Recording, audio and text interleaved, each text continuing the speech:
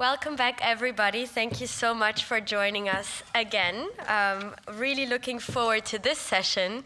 This session is going to be a workshop on one of the hottest topics of our time, the ethics of AI. We know that almost every aspect of our professional, social, and private lives is now transformed by artificial intelligence.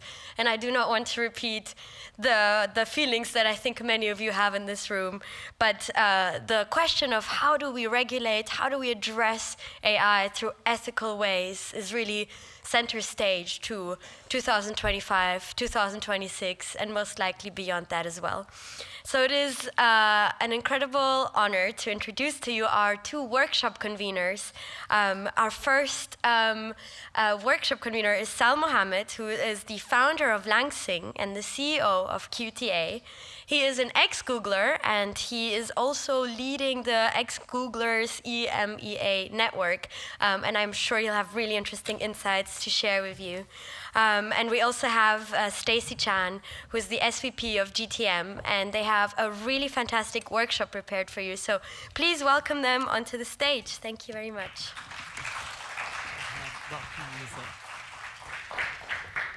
Morning, everybody. Good morning. How's everyone feeling? Hopefully caffeinated and satiated after the break. Cool. Well, great to meet you all. Like I said, I'm Sal. This is Stacy. We won't go too much into intros, but yeah, we want to talk today about the ethics of AI from three angles, really. So, what are the ethical considerations? How might the future pan out, and how might we need to adapt to those ethical considerations? And then also, what could we tangibly do? Like, what is actually actionable when we talk about ethics? Sometimes it feels a little bit like catching a ghost when you start talking about AI. It's like, okay, great, you want to do that, but can you do that? So we'll go through a lot of the aspects of AI, and then we'll also talk about some of the things that we can do in an action-orientated way. Cool. So, Stacey, do you just want to give a quick intro to yourself and Sure. you ended up getting into AI? Yeah, Sal and I have been in this industry, I guess before AI was a thing. We worked together at Google, since have left, and I've been at a few different AI startups, from building the actual foundation models, so generative AI, when you type text, what actually gets generated in those 8-second clips, then more on the application layer, how do we start to view what these models are capable of doing? How can you actually apply this to marketing or to connecting with your customers? What are those use cases that AI are actually good for? Yeah, and I guess my foray was probably around 2016, so I was helping build new ad products, machine learning generated really, which was, the question was, how do you help small businesses advertise without having a PhD, basically? And can you use automated technologies to do that? I now look after the ex-Google and DeepMind network for EMEA, so anyone who leaves Google or DeepMind within those regions, about 15,000 people, we help grow, get funded, etc. And a lot of these are AI companies. If you think about OpenAI, it was built and architected by Ilya, who came from Google. If you think about Perplexity, similar thing, Dario and Anthropic, 11 Labs, they're all kind of under our remit. So we do spend a lot of time talking to these companies about like what's actually happening, what can we do, what do you think the future will look like, etc. So we'll just run you through kind of how we're going to structure the day. It's going to be a discussion day. We're not going to badger on for too long, but we do want to set the table a little bit. So we're going to do a very quick intro to Gen AI and ethics, and then we're going to move into a group workshop. Each of you will have a specific grouping that will address a different aspect of AI. And what we want to do from there is basically create a manifesto that we can group all these different considerations together and say, okay, cool, 2030, this is what the future looks like as judged by all of us together. So we're going to walk through some really hard problems in a fun way. Hopefully we'll get a break, and we'll ask the groups to feedback, and that's how we're going to get the manifesto actions back. And then, yeah, we're going to go action and accountability. So we do want to make it practical, like what can we do, what should you all be doing as change makers. And then we'll do a quick Q&A. But yeah, maybe maybe we should just do a show of hands, Alistair and Rory style, maybe. How many of you work in AI currently? Okay. How many of you are at the government or public service? Okay. How many of you are fairly new to AI? Well, how many of you use AI? Okay, there we go. We wanted to get more hands. Okay, let's do a quick pro-anti. Who's pro-AI? What do you mean by AI? Yes, I guess like an AI future. Like, are you optimistic about the future? As These are intentionally thought-provoking. We want to poke. Yeah, you know, people go, oh, I don't like it. I don't like where things are heading. You know, all the ramifications that might happen from it, job displacement. Which technology?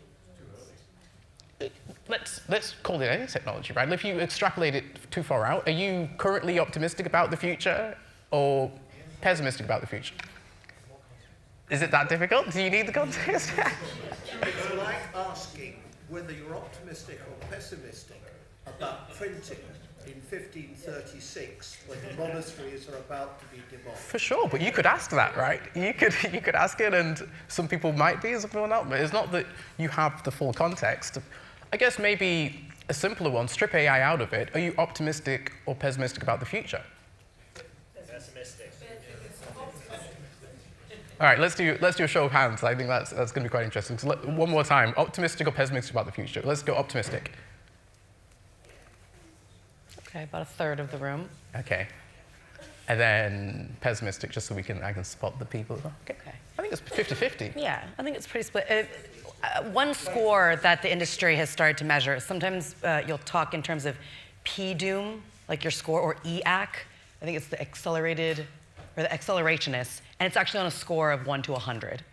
And so that's a bit more of a gradient versus Sal's metric, which is optimistic or pessimistic, but just something to think about, maybe where you're at today, and then at the end of today's session, where you stand. So it's more of a gradient, 1 to 100. That's how I like to think about my own personal score. I will not share my number. That's all for you to just see where you are on your own journey. All right, but we're 50-50. Okay, that's useful. Okay, cool. So yeah, we're going to kind of move beyond sort of the black box, taking of things. Hopefully, we'll look at some frameworks and I guess the complexity. And like you said about the print, none of us have the answers. Everything might change next week. Everything might change in half an hour. We don't know. But I guess just taking apart some of these questions are going to be quite interesting. And then, yeah, I think just the awareness to also advocate. I think, this is particularly an ethics conversation, and a lot of ethics is sort of in the shadows. You don't know it was an ethical problem until you find out quite later, but actually being quite proactive now, maybe we can uncover some of these things quite early. Cool. So again, AI, you can take it, let's kind of maybe stick in the generative AI realm. Don't want to get too fancy over here. And yeah, I think, we kind of, a lot of these AI developers, really AI researchers, right? And what they're doing when building these models is effectively cooking up the AI. It's cooking up a recipe, basically, right? You add a little bit of, compute, the data, the transformer architectures, the algorithms, and then before you know it, boom, you've got this intelligent model, right? And I think it's interesting to think about it as a recipe, because you can start then identifying some of the components, and then you can pick that apart and say, well, hold on, where is that from, and is that fair, is that an ethical thing, and look from that end. Maybe we'll just go through maybe some of the hot areas of sort of the AI race right now, starting with energy, huge. Just to power these data centers is incredible. The chips, the architecture, we're having geopolitical debates right now about can we sell it to this country, can we sell it to that country? The infrastructure, do you want a data center near your home? I don't know. Do you want to put it in space? Who knows? The models, are they open? Are they closed? Whose are they? What's in them? and the applications. Stacey's been at the forefront of a lot of applications of AI. Actually, 2 companies already looking at that, so we can look at that. And even in building these applications, what resources do they require? Whose lives will they make potentially easier? Are we, I should not say replacing humans, but augmenting their workflows, very much disrupting their workflows? What is that going to have on job implications? Yeah. So cool. Let's just run through maybe some of these. Maybe we can just throw it out as well. If anyone's got any strong thoughts about any of these, let's sort of hack it out. But we're going to go through a bunch of things in the future. But energy, climate obviously is a keen one. Whether you're optimistic or pessimistic, dare I say, some people think that AI will solve all climate issues, so you don't need to worry about it. Just give it its compute. I'm a little bit more pessimistic about that, but we do have to ask how much we're willing to accept, and there is a balance. The chips, so the supply chains of them, where are you getting these raw materials from, where are you developing them, what geopolitical deals are you doing to acquire them. Infrastructure, we'll talk quite a lot about infrastructure, but there's a lot going on around the physiological effects of having AI data centers near you, the effects to water and other things in your region. The models, so I guess we're all users in a casual sense, but whose thing are we using? It's almost like a faceless person that we're leaving to trust into all of this. And then the applications, what sort of impacts, like Stacey said, do they have on hiring and other considerations? Cool. AI ethics, this is ethics of AI. What does that mean? Do you want to hop on? Sure. And feel free to jump in and interject at any point as well. Apologies. Adam Peake, I work for an organization called ICANN. On the previous slide, you, I think, are missing the economics of the business. For anybody who's exceedingly old like me and existed during the dot-com bubble, this is a bubble of many, many, many times the magnitude. And if you look at components in that graph, the energy you're talking about, the building of nuclear power plants, this is an absolute order of magnitude different. And it does seem extremely unstable. On the slide of AI ethics, what does it even mean? I think it's the question of what ethics. But to go back to the previous model, I think previous slide, you're missing the economics of the business, which seems a little bit unreliable, would be one way of putting it. Thank you. Yeah, for sure. We'll get into that. We were just looking at the 5 components that we put on the cake in terms of what makes it.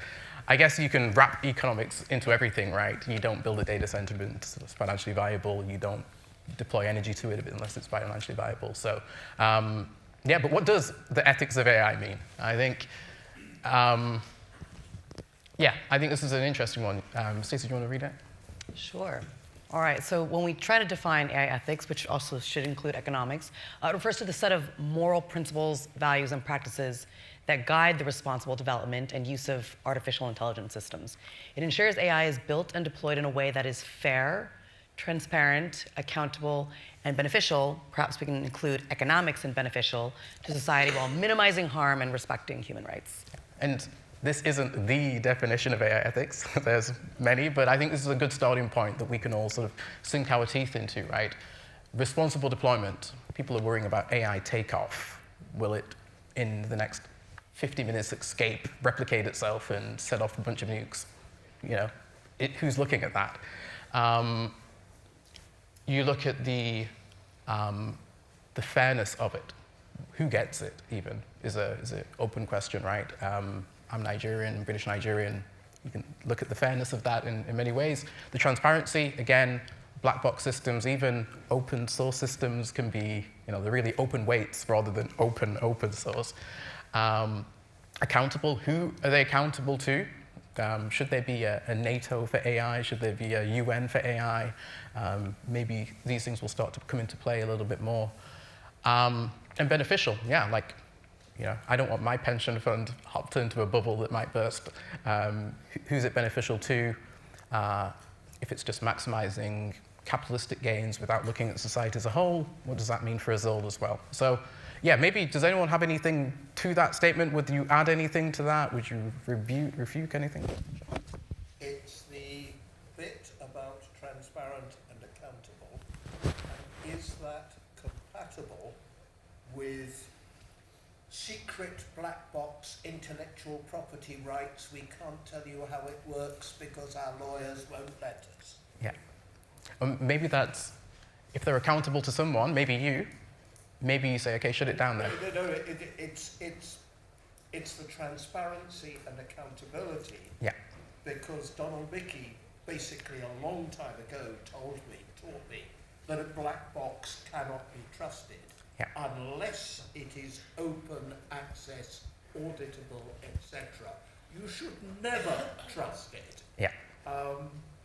And he was, if you're a Scot, he's the father of machine learning.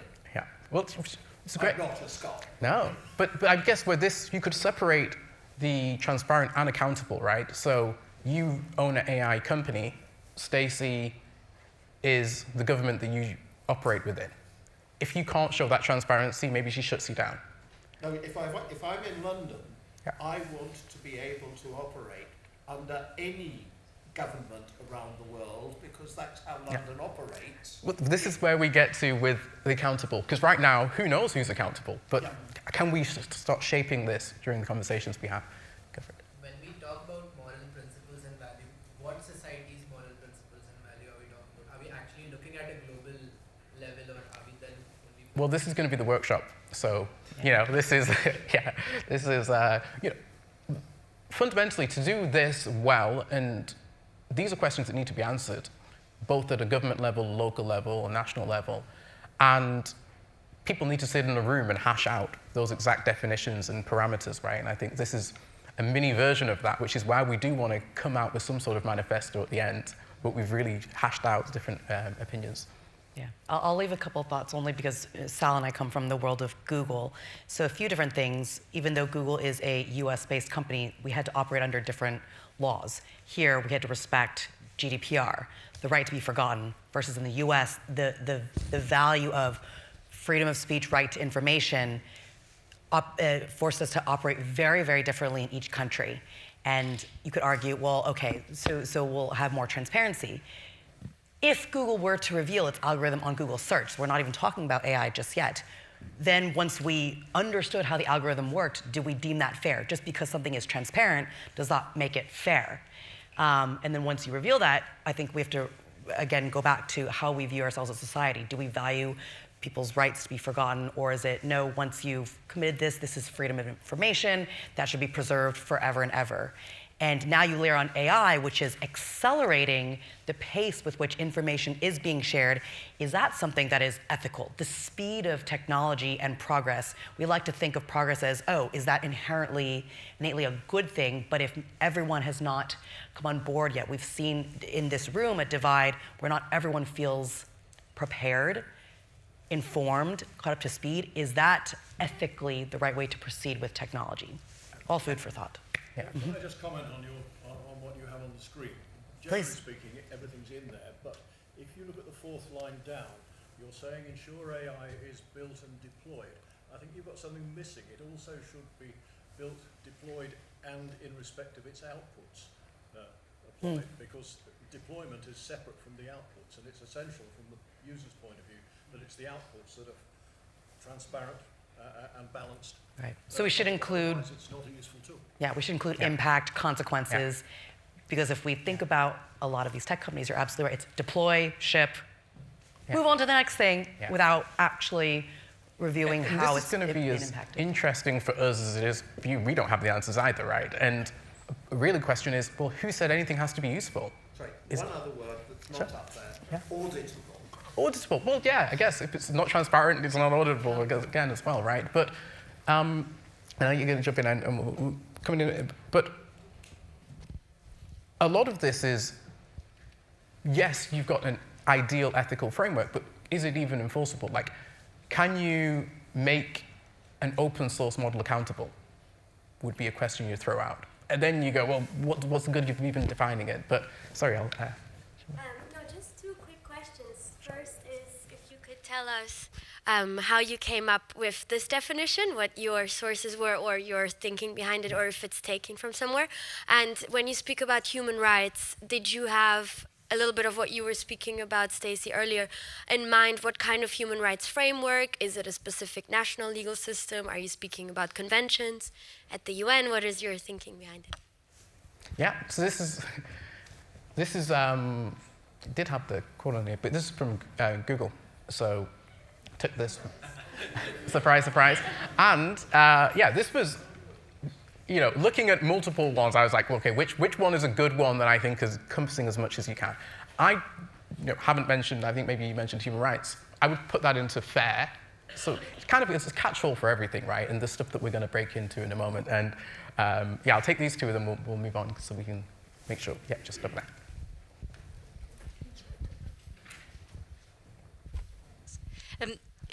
Having had a decade of civil society work around Google and Microsoft and others, please don't take this personally, but ethics is very, very commonly used to bypass discussion of law. And most of these things that we're talking about have a decade of discussion around pre-GDPR and UK data protection law. Fair, transparent, accountable are principles that are enshrined in law, as are human rights. And actually, most of the time we found in discussions with these companies and others, is that you're using ethics to bypass discussions of what's actually lawful.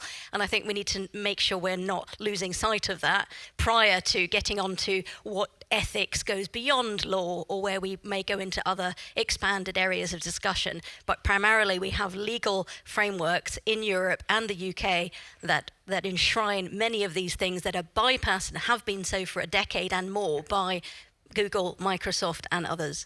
Yeah. And we're going to talk about law quite a bit because I think it's interesting, maybe one of the questions is, does AI or the future AI as a catch-all break law? Because what was the first thing that happened as soon as these generative models took off? Everyone created their own AI Act.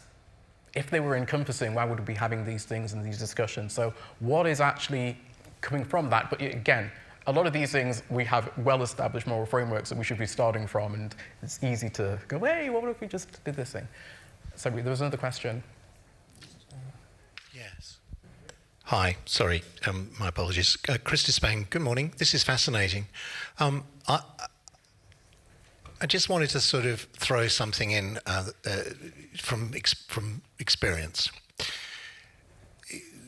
We talked this morning about the multi-stakeholder model, and the minister made a statement supporting the multi-stakeholder model, and we talked about the UN and the IGF and so on, and this is, of course, an example of the multi-stakeholder model. What's often held up as a sort of good example of that is ICANN running the DNS, and I wanted to make a really clear distinction here. People say that ICANN is a multi-stakeholder model for dealing with the internet. That is completely true. What it doesn't do at all is anything to do with how the internet is used. And it's a really, really interesting dichotomy here, because you could envisage a circumstance where you could put in place regulation about how you develop AI. You could say it's going to be developed under a multi-stakeholder model, and we're going to have civil society involved and people involved. And frankly, most of that's irrelevant because the horse has already left the stable. It's being developed. It's done. The question is, what are you going to do about how it's used? Yeah. That's really the point. And at the end of the day, maybe, and I just want to say, I'm saying this, I don't necessarily subscribe to it, but it may be that it's so dangerous that it's up there with nuclear weapons, and we actually need to think about how we deal with that, because it is so incredibly dangerous, maybe. But we need to think about how we deal with it. Purely, it's got to be government. It's the only way it will work. I stress I'm not necessarily agreeing with that statement. Thanks. Yeah, thank you. And I think if you were in Silicon Valley and you akined it to nuclear weapons, I think people would be a bit relieved, actually, in some angles. And that's kind of why we said, actually, what are the things that we can actually do, and how do we really look into that? Because it's great to have this big utopia of, all right, here's our thing, but is it actionable? Can you do that? When things come into it, like quantum computing and blockchain and open source models and international rivalries, how do all these things bubble up and create interesting discussions? So that's going to be really the meat of the workshop session. We'll take one more and then we'll move on. So can I just, is one working? Just a housekeeping point, because it's a hybrid format. So people online can't hear it unless you've got a microphone. So when you're speaking from the floor, please use the microphone. And on that note, I've actually got an online comment from one of our participants, which I'd like to read out. This is from Andy Piper at a company called Mastodon. Is it okay that the models are being populated in a largely indiscriminate manner through crawling the content of websites and apps? Is an ethical question to consider. Who benefits from the reuse of that data? What is the fairness of that? Where is the transparency of all of this? Yeah. So, Stacey can tell you what we were doing yesterday. And exactly. I worked for a company that was building frontier models, and largely we think about inputs, outputs. What is the data going in? I can only speak on behalf of this company, but you can imagine these other large tech companies are scraping, pillaging, some might say, as much data as possible, because that is the currency. That is the most valuable part of any model, is actually the data that goes in.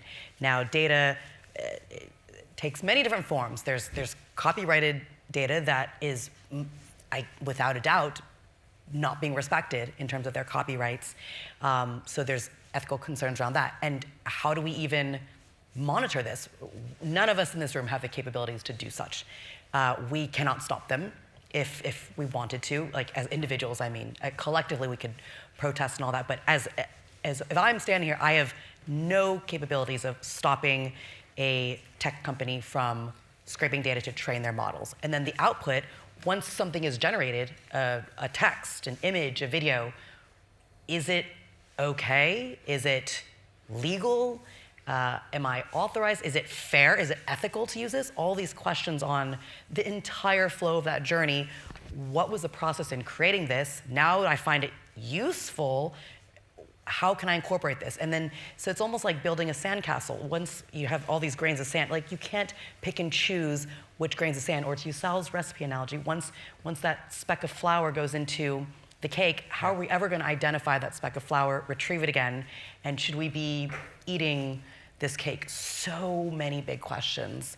Yeah. I'm responding to that question with even more questions, essentially. We gave a course yesterday to the Women in Journalism Network. And of course, this is front of mind, right? Like, I'm writing this stuff, it's getting scraped. Should I let it happen? And I think, back to the question earlier, which is, we can, but should we? Just because something is legal even, does that make it ethical? And how should you be thinking about those things? Okay, one guy, I'll definitely move on after this. Table had okay. a lot of questions. Maybe we finish, we can pass one mic. Yeah, then we'll move on. Just so you can actually do the fun bit. I think it's back there. Behind, yeah, sorry. Sorry, we'll get to you. Yeah, thank you. My question actually is about, because you talk about what is different between AI and the previous technology, for example, like internet, is the AI actually accelerate the share of information. So if that is the case, so how do you see from the industry perspective or partition perspective, how the AI ethics is different from the AI ethics, from the ethics we discussed before? So, for example, like human rights and all this discussion related to the internet or other technology, is that very different? What makes this AI ethics is very different from the previous discussions? And the other thing is that there's already have a multilateral agreement on the ethics of AI, which is UNESCO's one. So all the countries has already set up to that. So I do not think we need to continue to discuss the principle of AI ethics. What is more important is how to implement or operationalize, even in terms of how to integrate the AI ethics become the law or legislation. That is what we probably ought to do next. Thank you. I'll just move just really quickly, but a very quick thing. You make a lot of good points, and we should use these things as building blocks and starting points, but you will never have a new law if you don't question and evaluate current laws. So, that whole nature of should we be talking about this, should we be discussing it, is this good enough, I think is a really important one. And I'll just do you, because I know you've had your hand up for a while, then we'll move on. When some maverick billionaire kicks off iterative self-improvement in their own AI, say 10 years from now, where on earth can ethics come into that if it's privately done? Yeah, maybe that's the question, right? Like, it's all nice having these discussions, but what can we actually practically do? Maybe we shut that down now. Maybe that's a conversation for the next 5 years. I mean, this is why you have these conversations, because that is a real thing. I saw a clip of Elon Musk yesterday saying he has AI nightmares. And you're probably referring to that person who's still pushing ahead. But, you know, you've also got an integration of things. AI is now spearheading defense. If you say, oh, I'm going to have all of these laws around data and privacy, et cetera, you'll never build the models big enough to protect yourself, maybe. Or you rely on somebody else. So how do you not just cherry pick the things you want to discuss in it, and how do we have a holistic conversation and bring everything to the forefront? Maybe it ends up with, I don't know, but at least I think as a thought exercise, we can get quite far. And let's not forget the structure of these companies, these massive companies that reside in the US. Many of them are public, but some are still privately held. They're looking to go public. OpenAI started as a non-profit because they had this lofty goal of building AGI for all of humanity so we could all benefit. Very quickly, they turned to a for-profit structure. Next year, they plan to go public. Is that a good thing or a bad thing that they now have to be responsible for shareholders to maximize profits? What structure is the ideal structure of a company so we feel that they are going to be held accountable and are striving not just for revenue, for profits, but actually for something good, maybe even AGI as their North Star metric, if that's the right one to be using.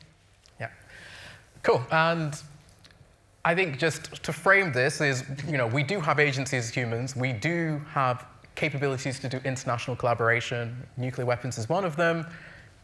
This is a great example of it too. You know, 2003, we're able to clone things. You know, that's cool. But you don't see clones running around, occupying, taking your jobs, etc. Right? Like when we do have to come together and align on things, we do have power. Not to say that this is, you know, our savior, but it's a good example to at least have hope and engage in this discussion as we move through.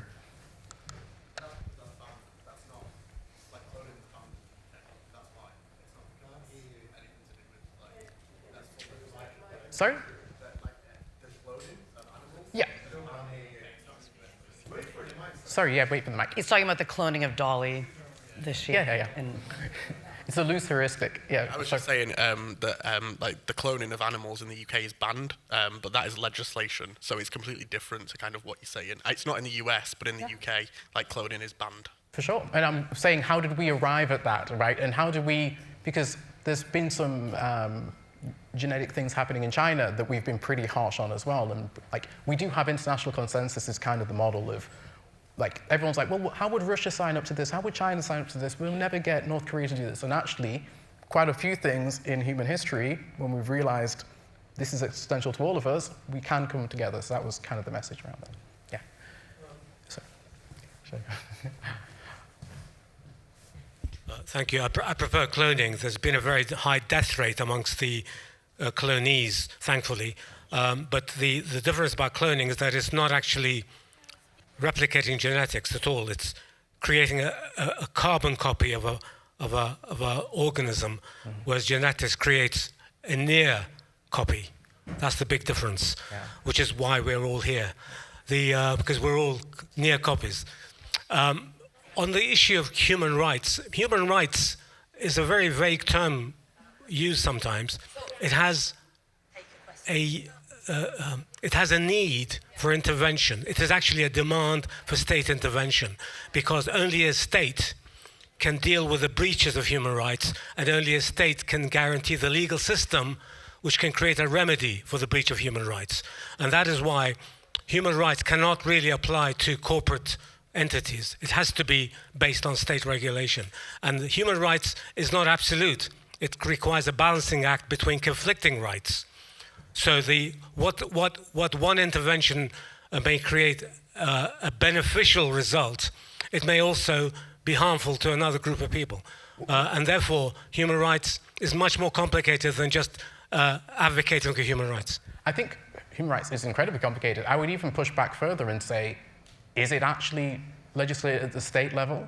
I would say it's more of a global thing, right? We have global consensus on human rights. We have acts. Actually, you could invade a whole country because of human rights violations, right? So this is, you could do the same for AI. You could say, I don't care what your company is doing in China. If you cross this line, these are the things we want to do, right? Or let's try and figure out a benchmark of the things that we do and don't want to do, roads that we want to go down and don't want to go down. And also, which areas are we likely not able to find consensus on? So, for instance, if you said, I want to protect factory workers in the UK, no robotics, or you have to have a 50-50 split. If France doesn't want to do that, what are the ramifications? How does that play out? You want to be ethical, but what impact does it have being ethical as well? So I think we're just going to really go deep into all of this. I think it's fascinating stuff. We'll all dig in, and you're all very intelligent, so I think we're going to have really good conversations. Yeah, go for it. You're going to have no more questions left for the group. Hi. By the way.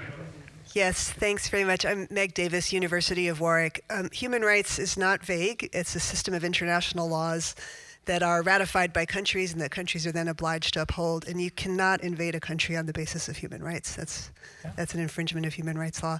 So I do think it's important in a space like the UK Internet Governance Forum that we continue to be clear about when we're using these international frameworks, what they mean and what the obligations are.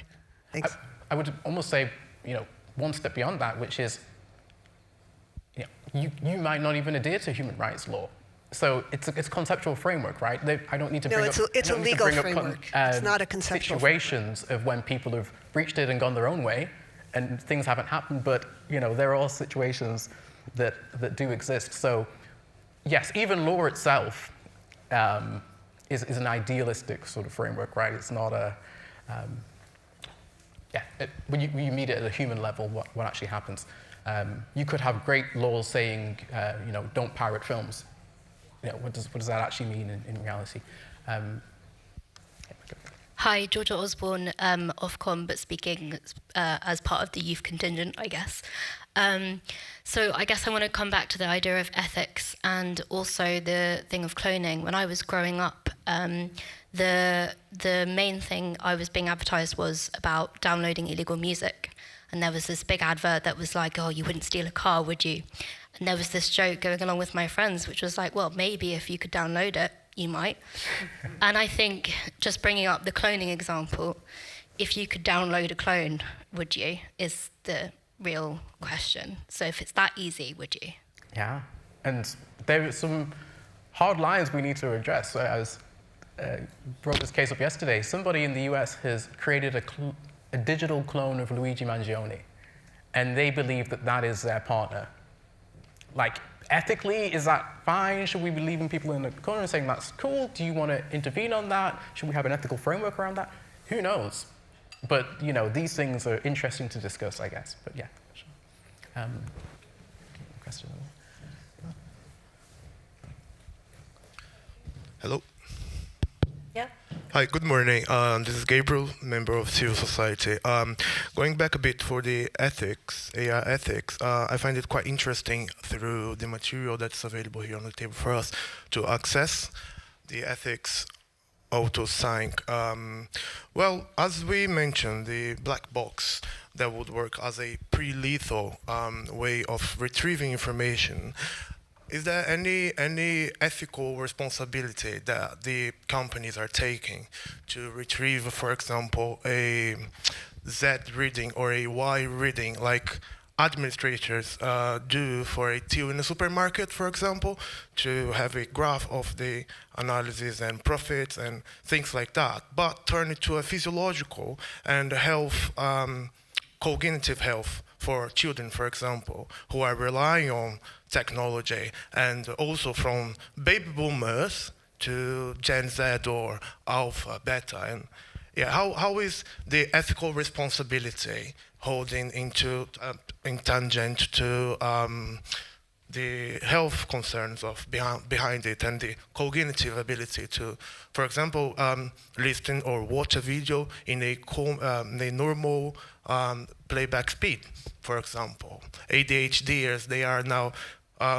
struggling to hold a conversation in person because they don't have the ability to fast forward it or put it accelerated. So are there any plans with medical scientists following up on these increasing and alarming levels of decrease of cognitive abilities. Thank you.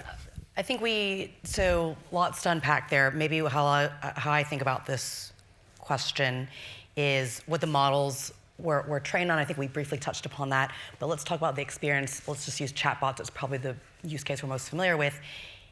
The content that we're engaging with. If I'm suddenly talking about self-harm, suicidal thoughts, should I be engaging with this chatbot? What are the ethical ramifications of what responsibility should the chatbot respond back with? Is it immediately shut down the conversation, flag it? Should authorities be notified? Should there be a response saying, contact your doctor, an actual professional?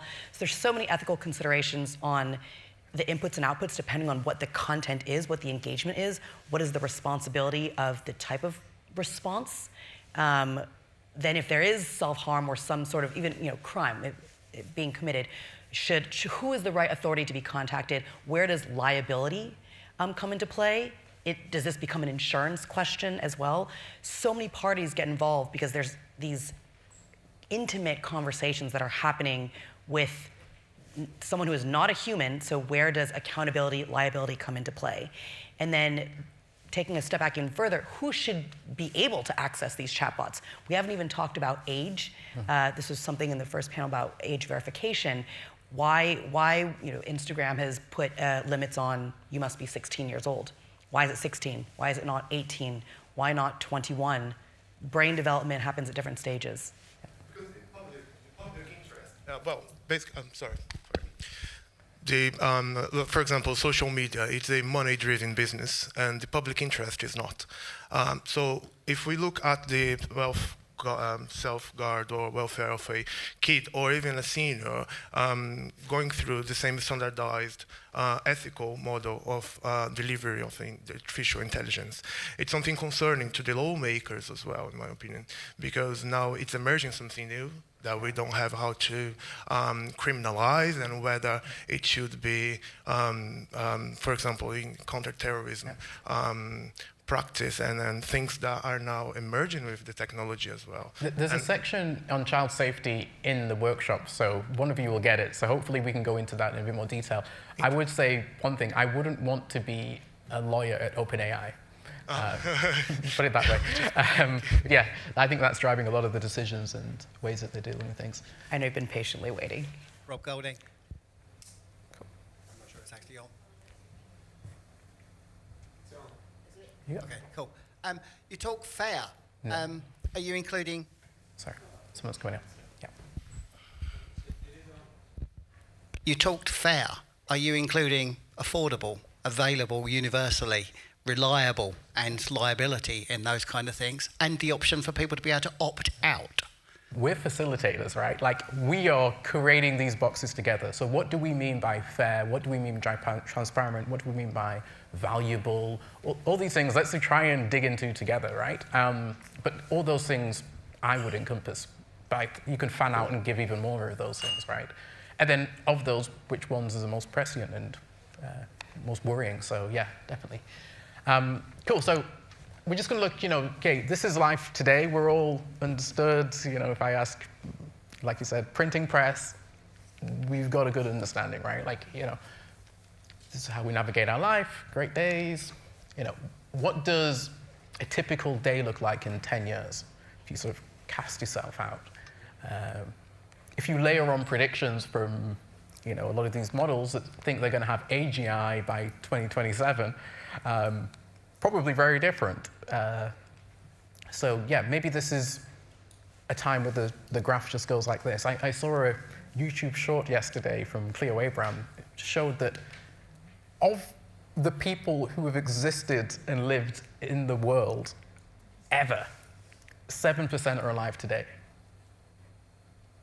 which is absolutely nuts.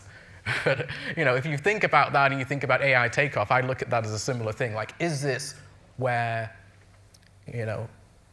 that's thing, nothing happens, and all of a sudden, decades happen in weeks, etc. Like, is this a moment where 10 years just looks drastically different to everything else? And you say, well, we said that about the internet, we said about a bunch of other things, crypto.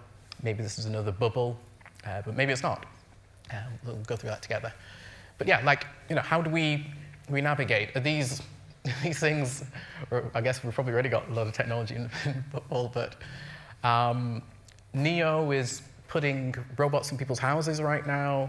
$20,000. They're not doing very many of them. A lot of Americans have a lot of $20,000, it's And how many of those want the remote operator? You actually, with Neo, you have to give permission for a remote operator to operate this robot in your house. Yeah.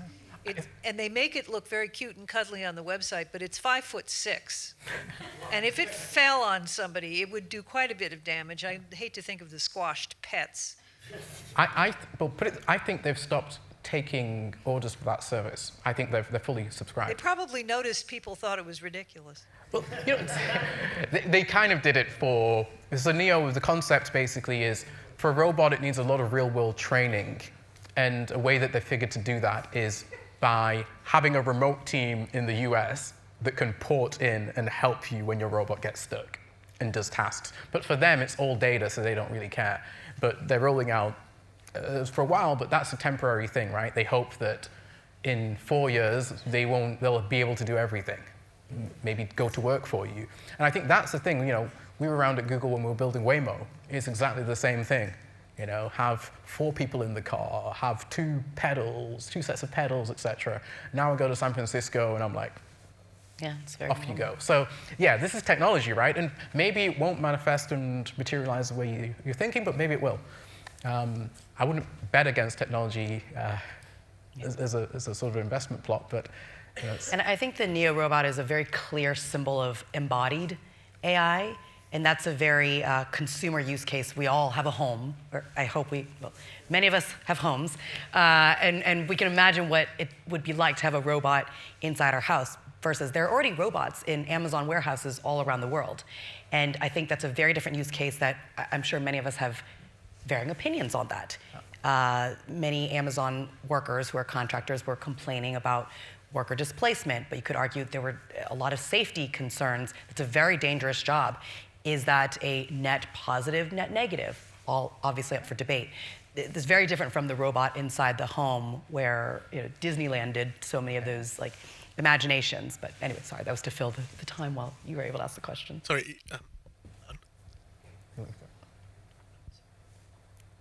Was the other one working? Yeah. Oh, okay. Thank you. Yeah, I probably would say that from my view, that AI is a tool for the future, not AI is the future. And the reason I say that is because I think we can use it quite closely. A lot of us probably use AI while we're working just to kind of follow up on the certain things. Like, I mean, when you put the image of a chef there and things like that, that's already existed for years. It's called a microwave. Like, it's just that the fact that you put a human element inside it is what's scaring people to a point of where they're worried about their jobs.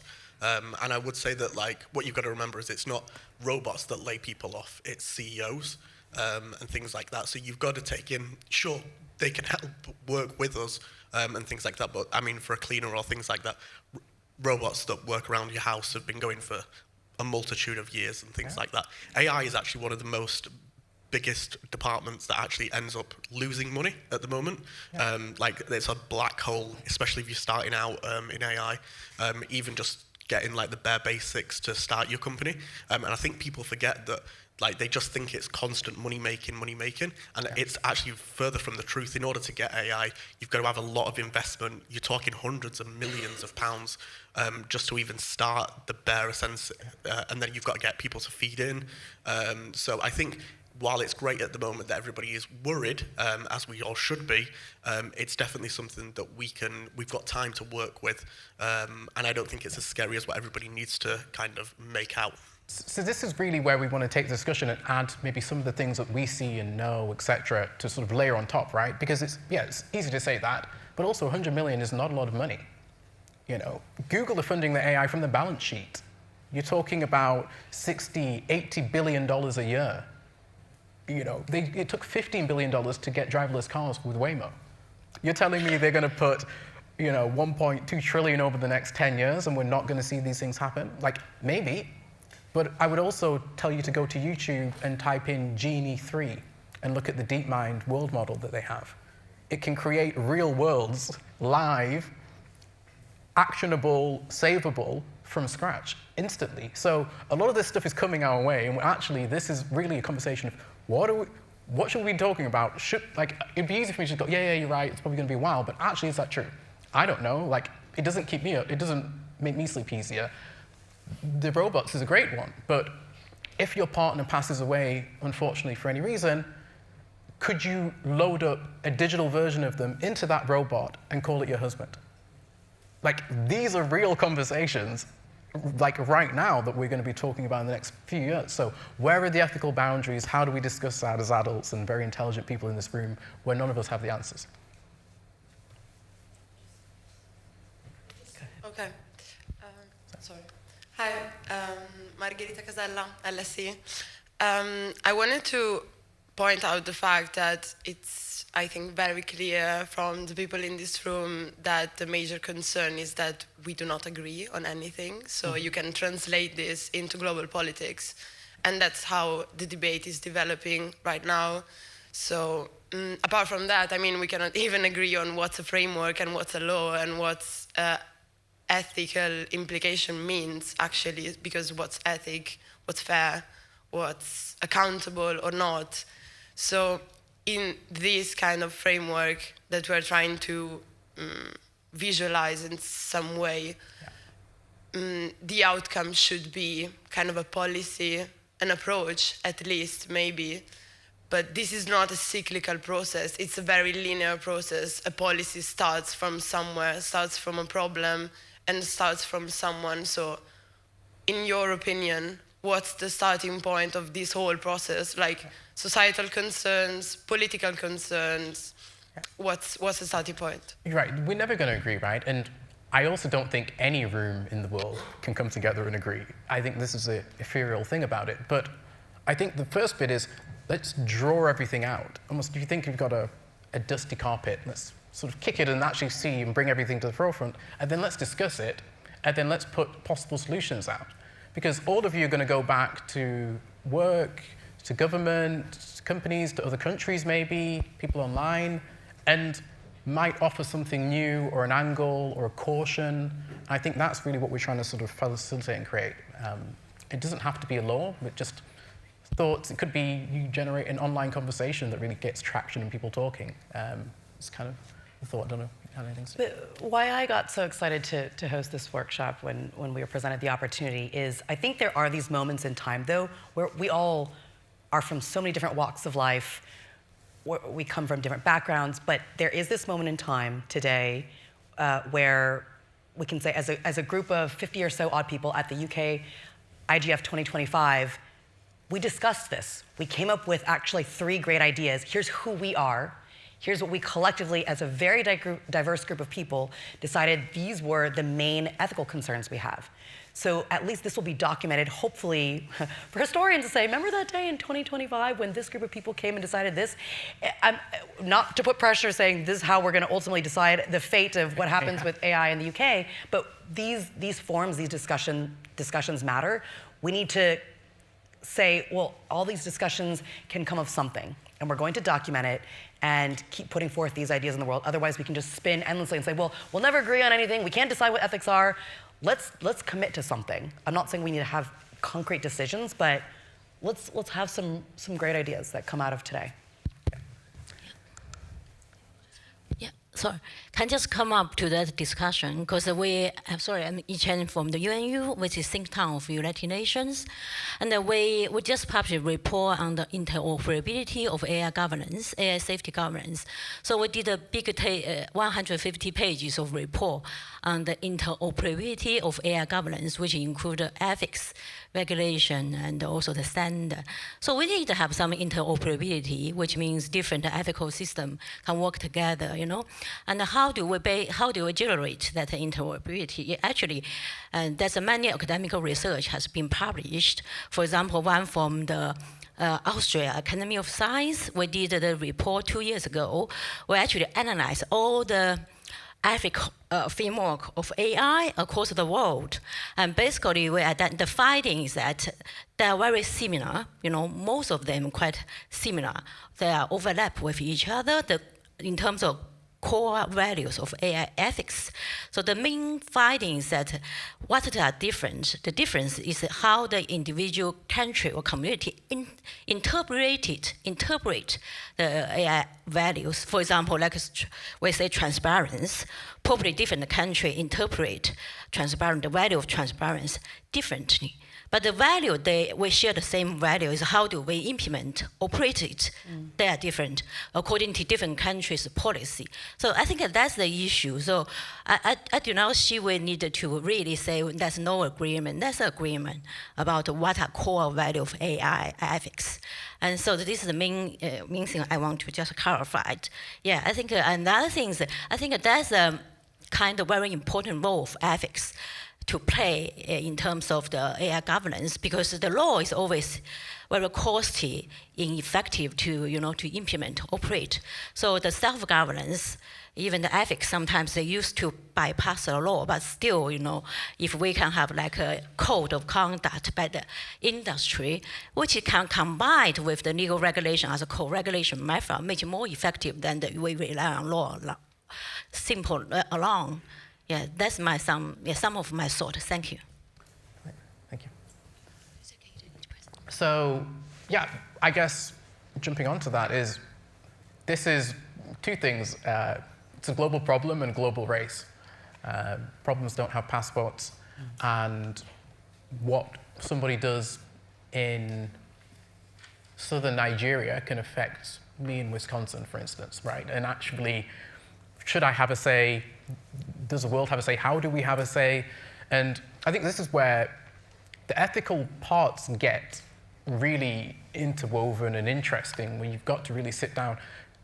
Almost imagine you're a cabinet table when you're going through these discussions.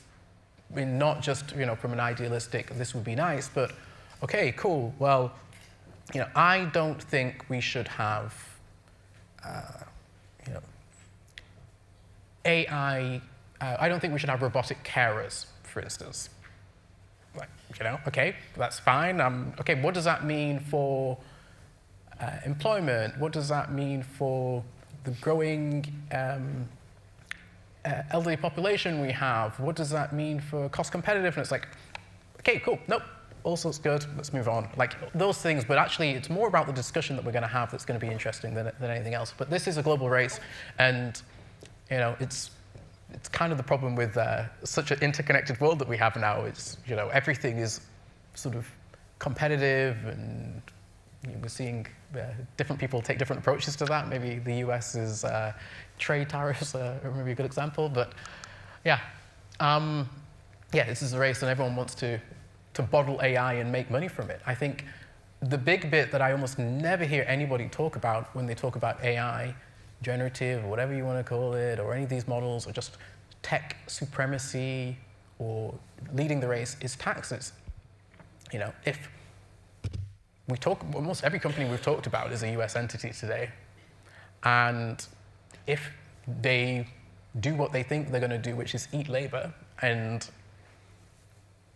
suddenly it's great when they're employing people in a country and they're paying taxes, but when they're not, and you need to pay, I don't know, some sort of universal basic income, where does that money come from? So even some of these things that are really interconnected make and shift the narrative quite interestingly. So, maybe, Sal, we can jump to the workshop bit. Yeah. There we go. Many examples of how things can go right and wrong. We didn't think it was quite so many questions, but yeah, this is great. Okay, so we can... Anyway, I was looking at a good example and a bad example, basically, of being able to find things. We'll take a look. Okay, cool. There we go. So we are going to do a group session, and we're basically just kind of going to do what we've just done now, but a bit more sort of workshoppy with yourselves, get to know each other, express different views respectfully and cordially. But I think everyone's got a topic.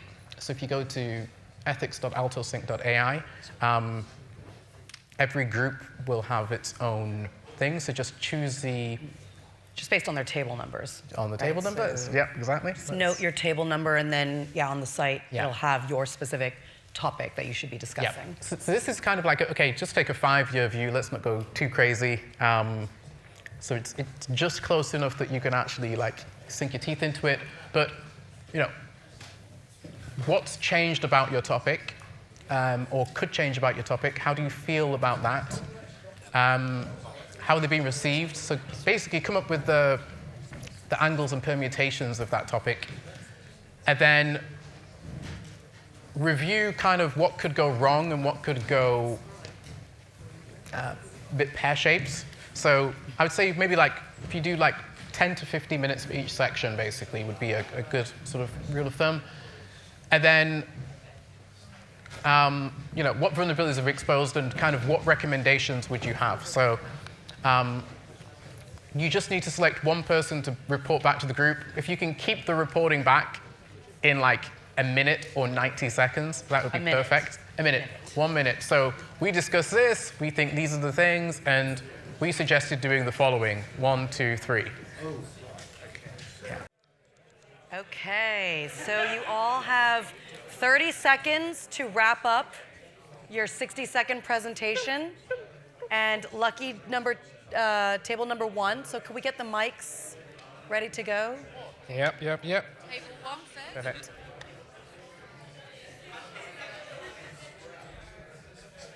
Great. Table number 1, you ready? And then please have a designated speaker ready to go. And we'll just be going table by table. All right. Cool.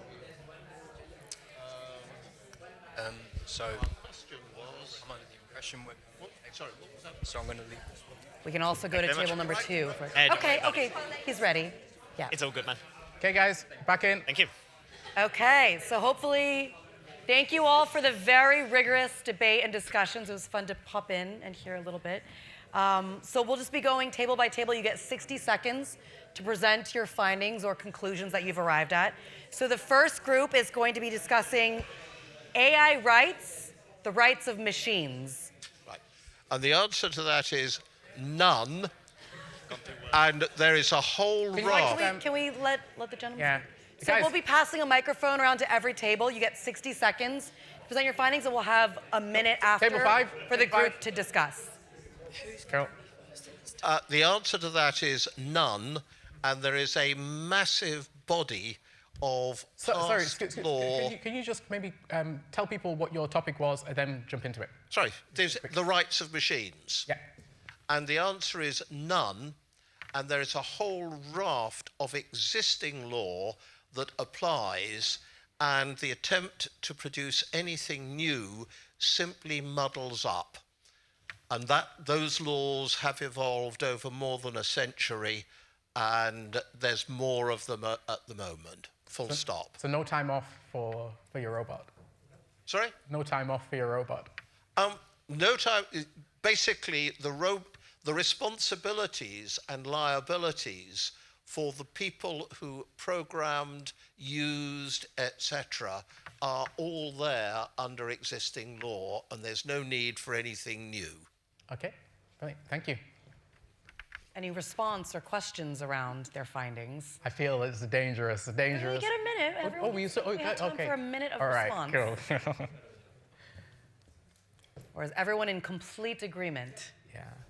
Does anyone take it. Does anyone have any thoughts on AI sentience? Will AI ever become sentient? And if that is the case, does it deserve rights like anybody else? I think we have a... If anyone wants to take that big question, challenging question, anyone? I was just going to make the point that machines are getting more and more sentient, or appearing to be consentient, when they're advising people on their medical conditions or whatever. So I'm not sure that in 5 years' time, when a machine or a robot is appearing to understand more than you do. Yeah.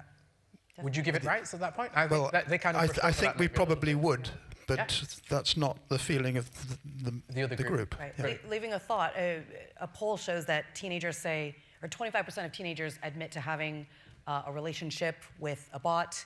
Do those rights now extend to marriage, things like that? Food. Yeah. Each of these we can go into a real rabbit hole, right? If an AI does become sentient, does it have a place in heaven? you can start going pretty deep into some of this stuff, but maybe a conversation for after for anyone who's interested in that sort of stuff. Group 2, voting and democracy. Do you just want to maybe give a quick synopsis and then go through?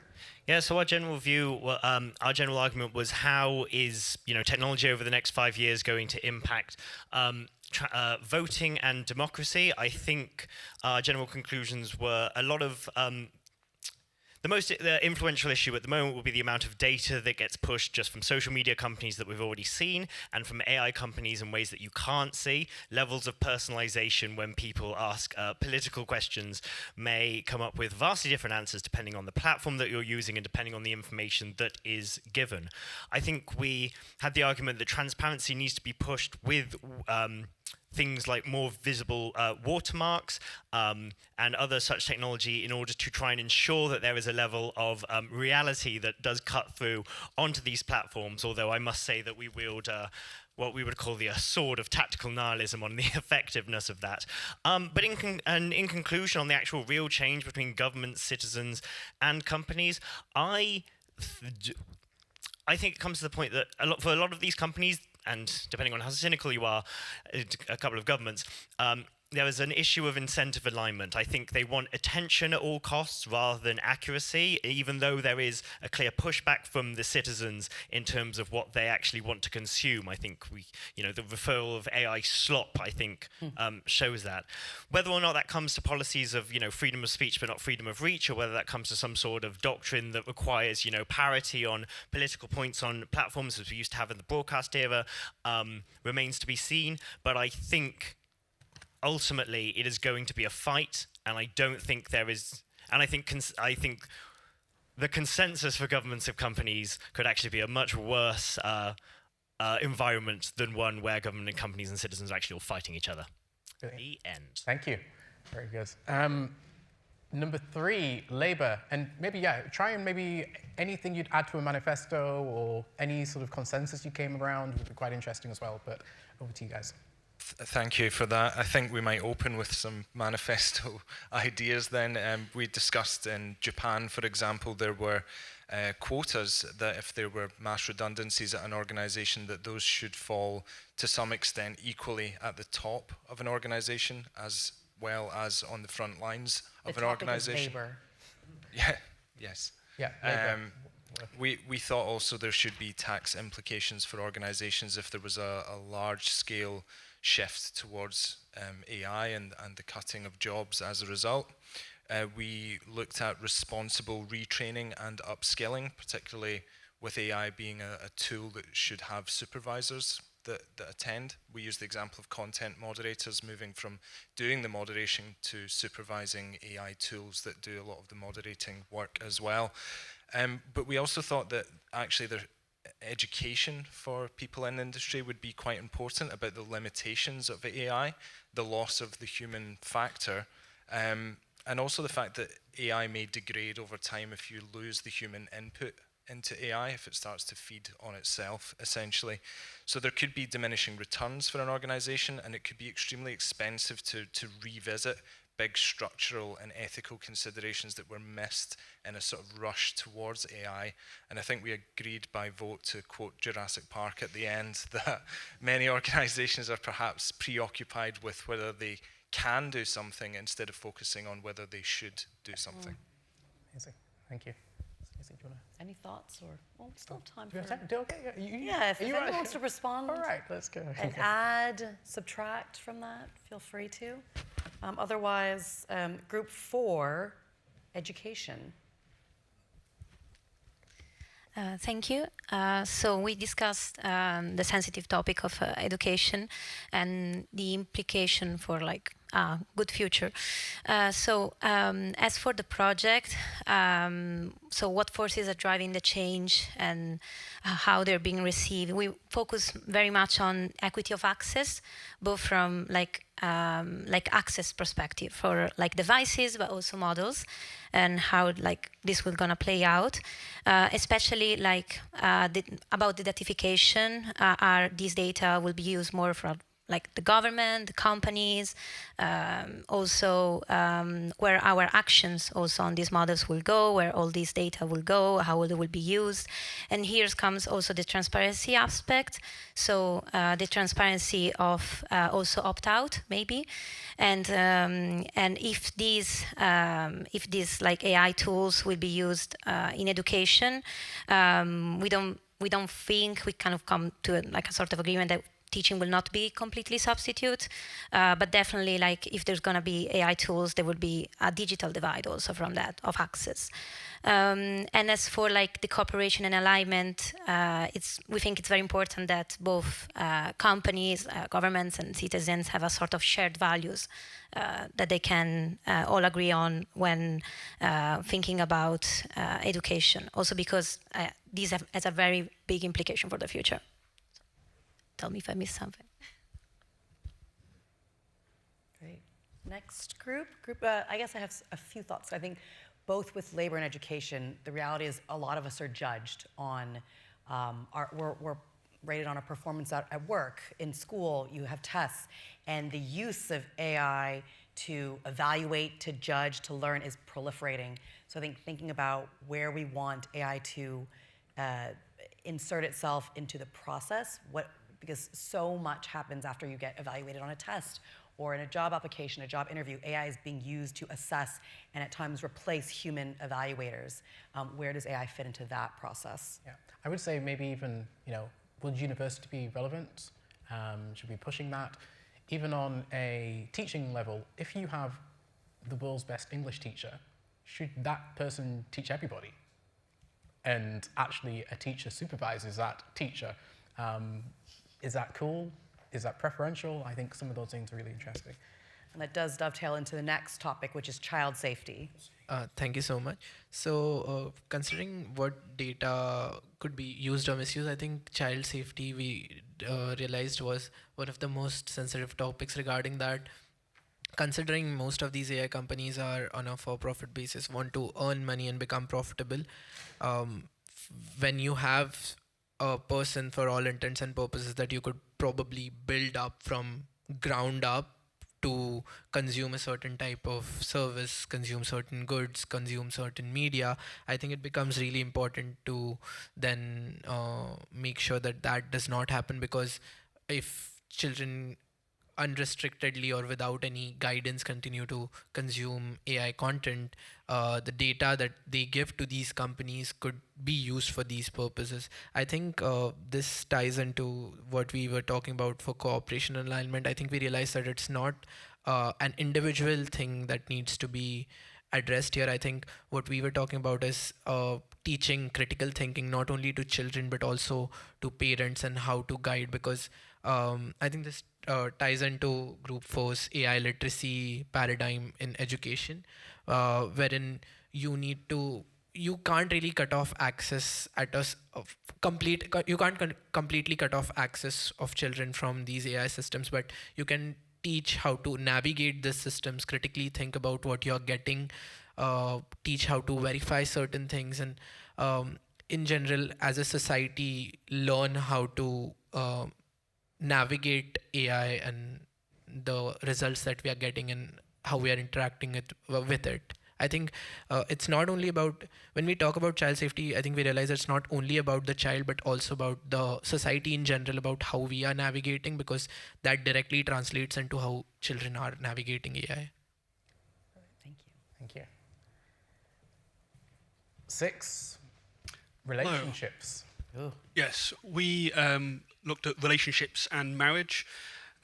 And we started from the perspective that algorithms are designed for engagement today, not for relationships. And we see no sign of that changing under AI, simply accelerating.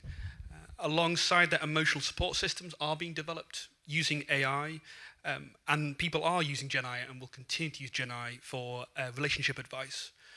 But we see that as increasing loneliness. People will turn towards the AI increasingly and lead to fewer in-person relationships.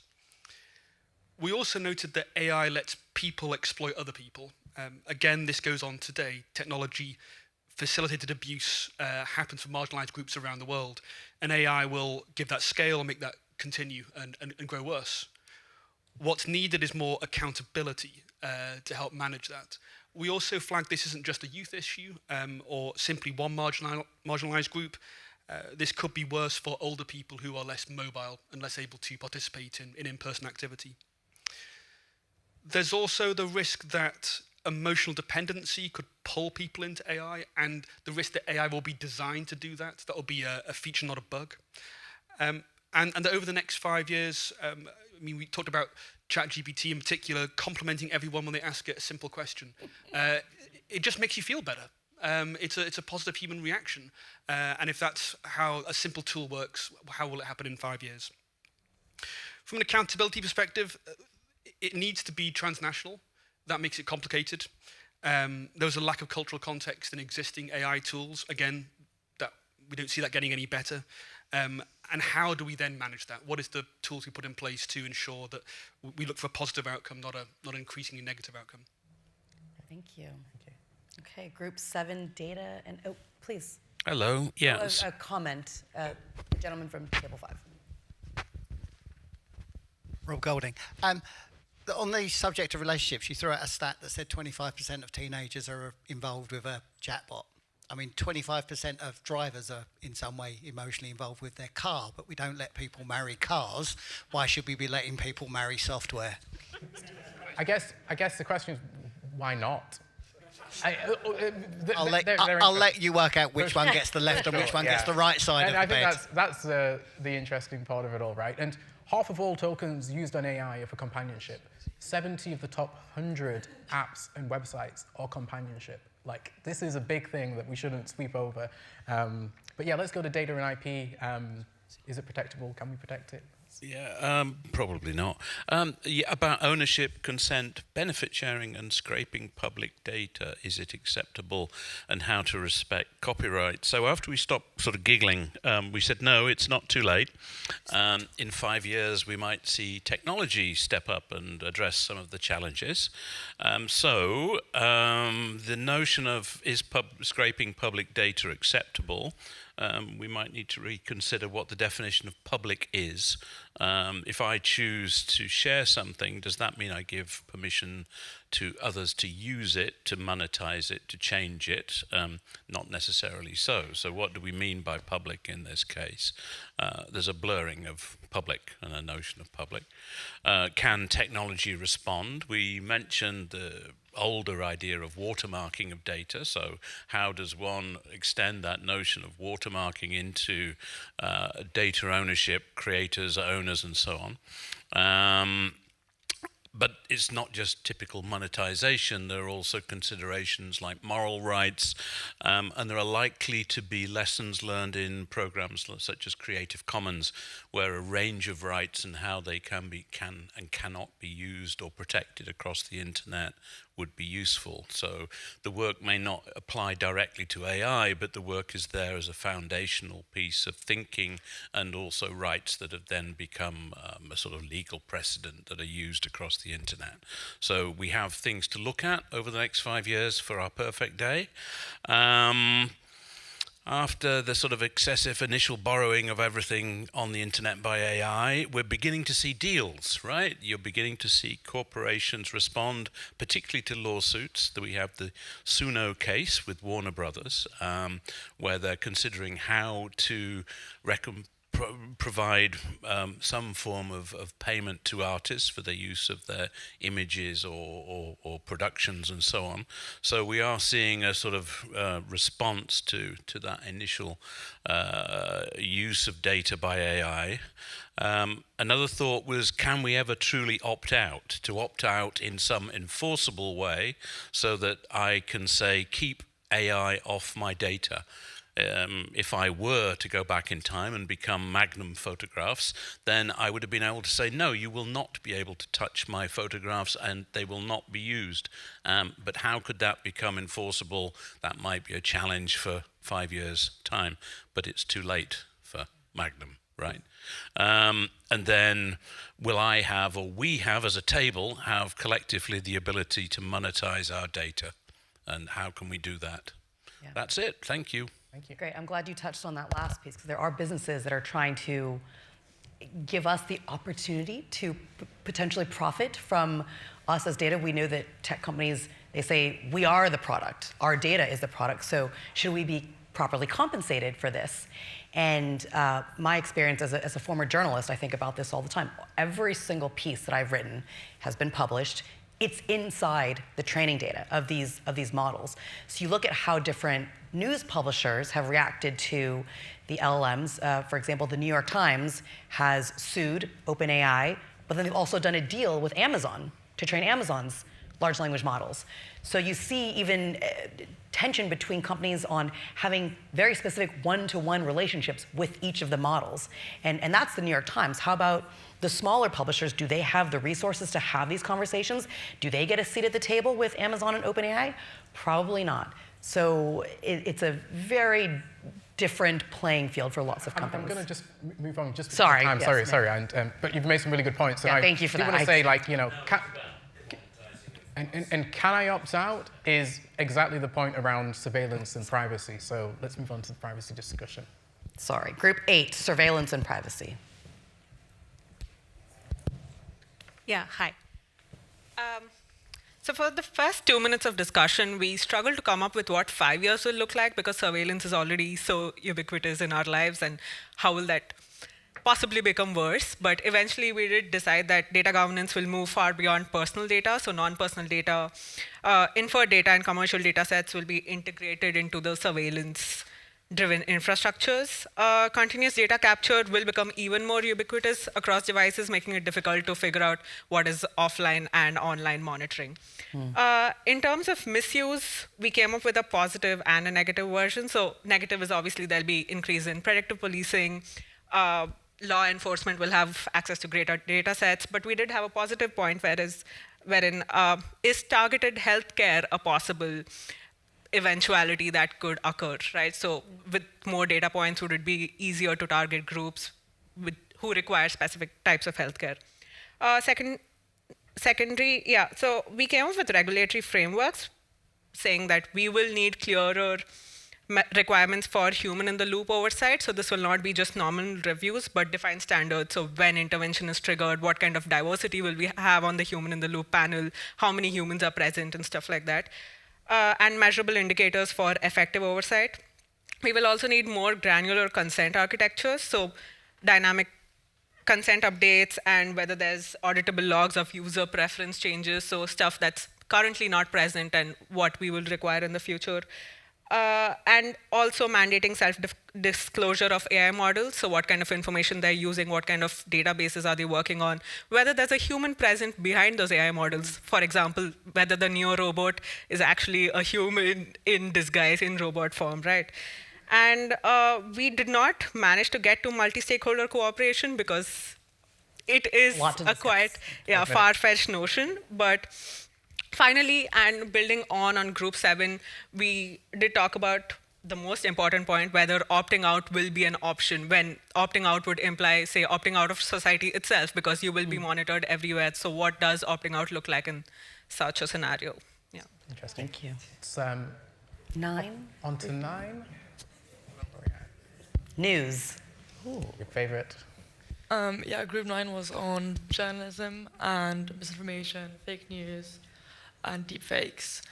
To make a projection in the future, we spent a lot of today, or like the past conversation, talking about analyzing the way that journalism is going now and to later make a projection. And with people condensing articles and that which are made by journalists and putting that into AI models and coming out with just extracting information, it's really changing the way that we look at information, the way that we look at a journalistic piece as an artwork, and just extrapolating from that. So we spoke a lot about education and how to really make those values come out in the future for the future generation, as well as education on assessing misinformation. How do you identify fake news? How was that implemented in schools? And for that, you need to assess what is fake news, what makes fake news, and who gets to choose that. So there's many questions came out of this group. Also enforcement and the enforceability of fines, whether that mechanism of accountability really works. Yes, New York Times can sue OpenAI, but where would this lead up to? We said that we'd see how that plays out. So lots of open-ended questions at the end of that. Amazing, thank you. 10, we've got finance and maybe the economy as a whole. It's next to you here. It's there. It's there. Okay, let's have a look.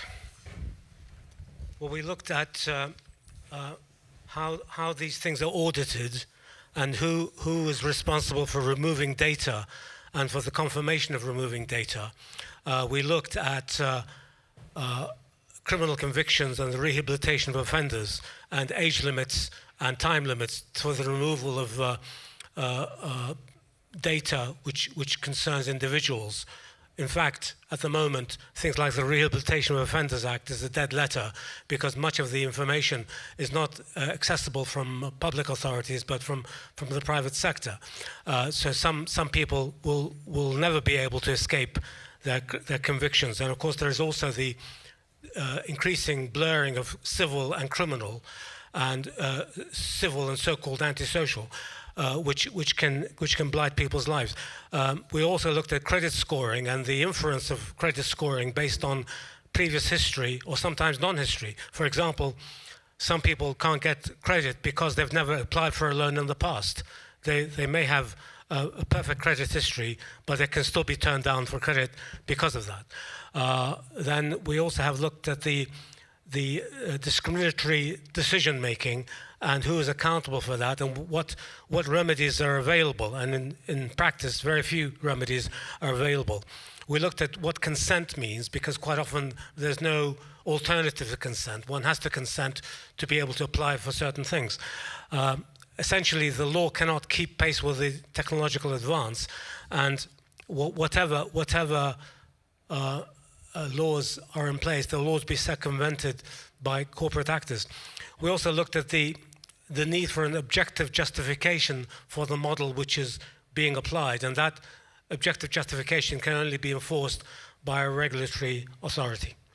Okay, thanks. One more online. Right on time. Online? Oh, yeah, we got the online group. Group 11. Oh, sorry. Yeah, we'll just quickly go to the online group. Here we go. We've got environment. Oh, massive on that screen. So yeah, we talked about the environmental footprint of AI through energy use. And I think we had a bit of kind of questioning on the framing initially around whether we should just look at environment or the kind of wider SDGs. And then I guess just a bit of a pragmatic point that any business activity and technology has an environmental footprint. So kind of why is AI any different? Then we also realized that AI generates a lot of kind of heat, and could we use that for something else? But then we also noted that that would be quite costly to implement and potentially the incentives aren't there. And then just kind of on incentives, I guess the overarching feeling in our group was that what drives AI companies is profits. And at the moment, there isn't a strong incentive or regulatory lever or something that encourages them to focus on environmental costs. So that was something to potentially look at in future. And then finally, we just had quite an interesting example in our group, and it's great that we have people joining us from all over, but someone who lives 20 miles northwest of Washington, DC, who is saying that where in their area everyone gets snow, he gets rain. And just thinking about really that, short-term impact in terms of profit and revenue generation, but actually in the long term, what does it mean for, water in the area, energy and resources? So just trying to think about that kind of long-term, short-term impact piece a bit more. But yeah, that's a summary of the online group. So thanks to everyone who participated. Amazing. Thanks to all of you as well. Perfect. So we'll just really go through. So yeah, I guess rifle through. We can skip this. Data privacy. We can skip this as well.